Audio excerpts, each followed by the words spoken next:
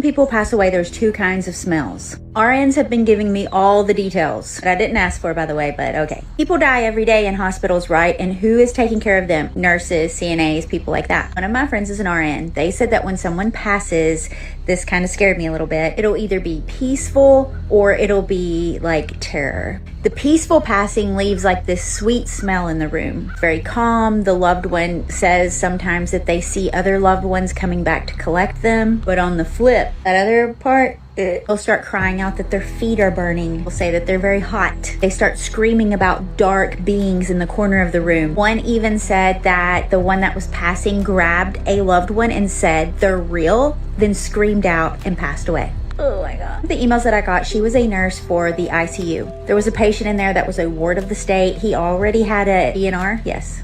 Do not resuscitate. Everything was good. Everything was fine. They had to turn him every 2 hours. They start hearing him scream, "Get out of here. What are you doing here? Get out of here." Check the screens. Nothing was in there. They go in there to check on him thinking maybe he was just like, panicking or something, crashing. All of his numbers start going bad. I don't know what they were. I'm not a nurse. At the exact same time, his caseworker called. The nurse asked, I need to know, what his code is. And he did say, yes, he confirmed that he's a DNR. And before she could even get back to the patient, he was gone. A week later, she said that if they're short-staffed or something, that they're not allowed to leave and go to the restroom, so they'll use the restroom in rooms that are empty at the time. And yes, they do have housekeeping come in and clean them, but she went to use the restroom and she kind of left the door cracked a little bit, the bathroom door, and boom, shut on her. It did it again another time. That's the only room it's ever happened to her at. My friend, that's an RN, said that when the one passes that's saying that it's hot and that there's feet are burning and all of that, it smells like sulfur, this really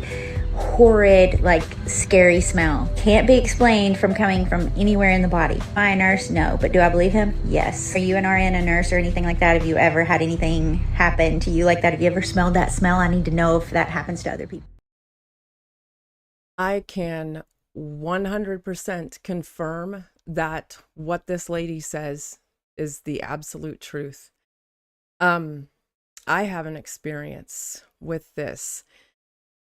When I was 20, so in the year 2000, I worked in a long-term care facility as a CNA. I remember two ladies passing that vividly stand out in my mind in stark contrast to one another. In the first lady's case,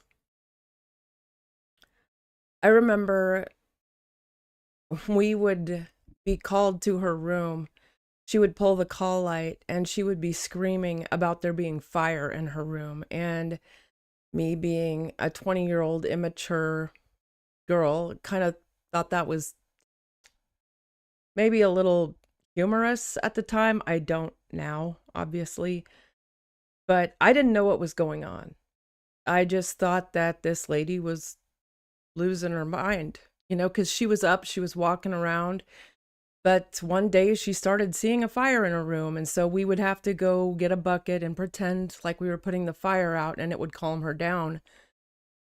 But then I think just a few weeks later, I came in, I was working the night shift, and I was informed that she was on her deathbed. And let me tell you, that haunted me. That lady didn't go out peacefully.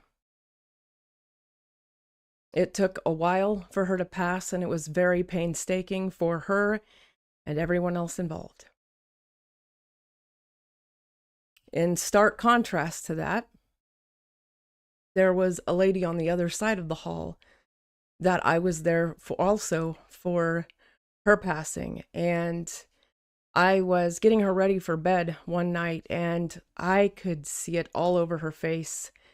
She was full of joy, and she was singing, and she was telling me that there were angels in her room. She was seeing family members, and I could see it in her face. And you guys know that the craziest part of this story is during this time, when I was 20, I was not a Christian. In fact, I was dabbling in witchcraft at the time. But those two